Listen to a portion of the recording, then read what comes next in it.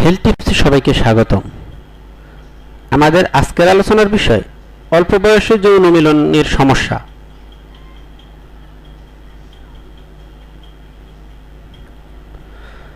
আধুনিক বিশ্বের নতুন যে প্রজন্ম সমাজে ধীরে ধীরে বেড়ে উঠছে, তারা প্রত্যেকেই সবকিছু খুব তাড়াতাড়ি জেনে নিতে আগ্রহী। তাই যৌনতা নিয়েও তারা কৌতূহলী। সম্প্রতি কম বয়সে যৌন মিলন সম্পর্কে একটি গবেষণা করা হয়। এই গবেষণা থেকে উঠে এসেছে নতুন কিছু তথ্য।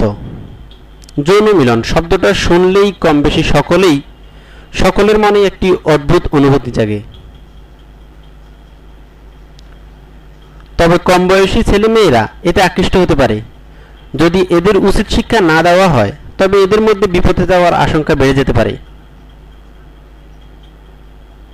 বেশিরভাগ লোকই জানেন না যে ভারত সেই দেশগুলোর মধ্যে একটি যেখানে নাবালিকা গর্ভবতীর সংখ্যা সবথেকে বেশি। আর এটা যেন আশ্চর্য হওয়ার কথা নয় যে সেখানে বেশিরভাগই মেয়ে বিবাহিত।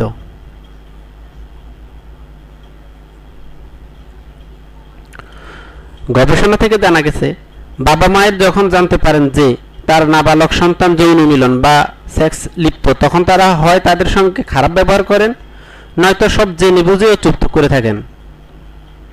কেবলমাত্র 1/3 বাবা মাই তাদের সন্তানদের সঙ্গে কথা বলেন ও তাদের শিক্ষিত করে তোলেন।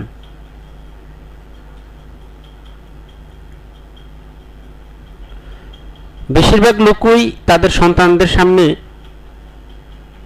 নিজের স্বামী বা স্ত্রীর প্রতি ভালোবাসা ব্যক্ত করতে অস্বস্তি বোধ করেন। মা বাবা ও সন্তানদের মধ্যে যৌনতা নিয়ে খুব সীমিত আলোচনা হতেই দেখা যায়। বোধহয় এই কারণের জন্যই কৈশোরের একটি বড় সংখ্যা দোটানার জীবনযাপন করেন। যখন বাবা ও মা তাদের যৌন জীবন সম্পর্কে জানতে পারেন, তখন ঠিক কি করা উচিত তা বুঝতে পারেন না। সামাজিক সম্পর্ক না থাকার জন্য ও মা বাবার থেকে তারা যৌনতা বা যৌন মিলন সম্পর্কে কোনো তথ্য জানতে না পেরেই ইন্টারনেটের সাহায্য নেয়। অভিভাবকরা বুঝতেই পারেন না তাদের সন্তান ইন্টারনেটে কি করছে। এর ফলে দেখা যায় বেশিরভাগই নাবালকরা অশ্লীল সাইট দেখা শুরু করে। এই ধরনের সাইটে যৌনতাকে আরও বেশি আকর্ষণ করার জন্য তাকে অনেক বেশি রং চড়ানো হয়।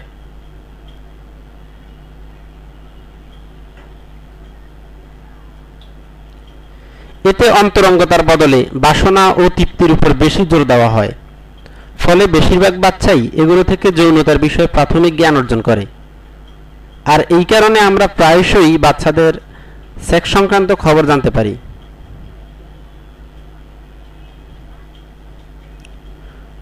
ভারতে বিয়েকে পবিত্র সম্পর্ক বলে মনে করা হয়, কিন্তু বড় শহরগুলির যুব সমাজ বিবাহকে খুব একটা গুরুত্ব দেয় না।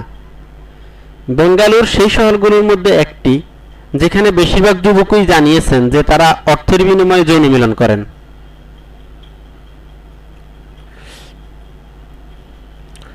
প্রায় 20% মতামত বারবার একজনের সঙ্গে সহবাসের ফলে সম্পর্কে একঘেয়েমি আসতে পারে।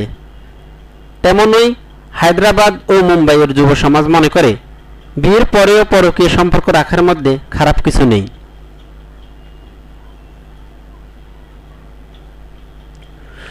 মনোবিজ্ঞানীরা মনে করেন এই ধরনের ব্যবহার যুব সমাজকে আরও বেশি সচ্ছল করে তুলছে। একজন মধ্যবয়স্ক ভারতীয় যৌনতা নিয়ে এখনও অনেক বেশি আতঙ্কিত ও সতর্ক থাকেন।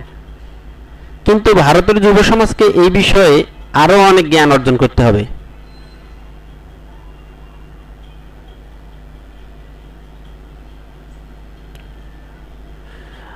আদতে বিপরীত লিঙ্গের প্রতি আকর্ষণ একটি সাধারণ ব্যাপার, কিন্তু এই বিষয়টি তখনই গম্ভীর হয়ে ওঠে যখন একজন কিশোরী অল্প বয়সেই সমস্ত কিছু জানতে ও হাতের নাগালে পেতে চায়।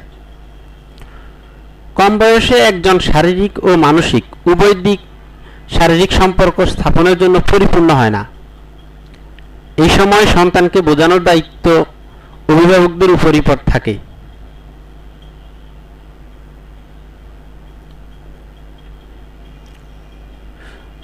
ভারতীয় বংশোদ্ভূত এক মনোবৈজ্ঞানিক গবেষণা করে জানিয়েছেন 11 থেকে 13 বছর বয়সেই বেশিরভাগ কিশোর ইন্টারনেটে অশ্লীল তথ্য দেখতে শুরু করে।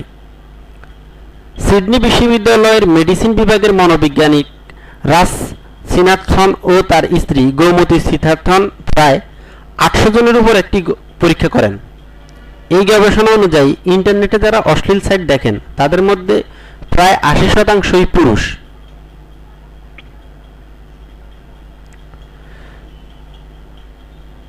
আধুনিক জীবনশৈলীর কারণে স্কুল পড়ুয়াদের মধ্যে যৌন রোগ ও এই বিষয়ে সচেতনতা বাড়ানোর বিষয়ে পদক্ষেপের উপর জোর দিতে হবে।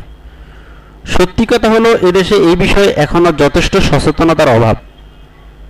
দেশে যারা অ্যাডাল্ট এডুকেশন নিয়ে থাকেন তাদের মধ্যে মাত্র 1/3 যুবক এইচআইভি সংক্রমণের ব্যাপারে জানেন।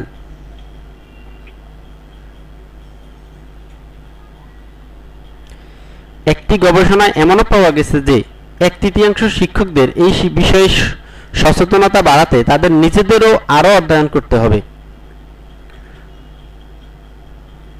সংযুক্ত জনসংখ্যা কোষের পক্ষ থেকে একটি গবেষণার যে তথ্য সামনে উঠে এসেছে তা হলো, অ্যাডাল্ট স্কুলগুলোতে মাত্র 31% ও সাধারণ স্কুলের মাত্র 20% ছাত্ররা এইচআইভি ও এইডসের সম্পর্কে জানে।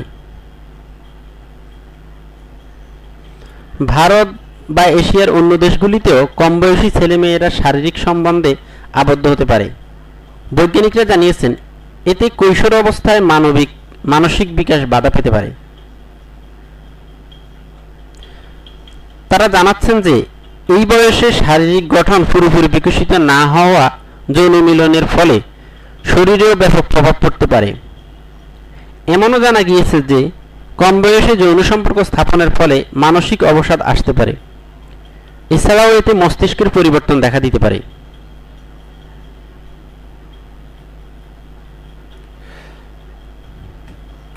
আপনাদের সবার সুস্বাস্থ্য কামনায় আলোচনা এখানেই শেষ করলাম। আমাদের টিপসগুলো আপনাদের জীবনকে যদি সুন্দর ও সুখময় করার জন্য কিঞ্চিত পরিমাণে কাজে আসে তবে দয়া করে আমাদের চ্যানেল সাবস্ক্রাইব, লাইক ও শেয়ার করবেন।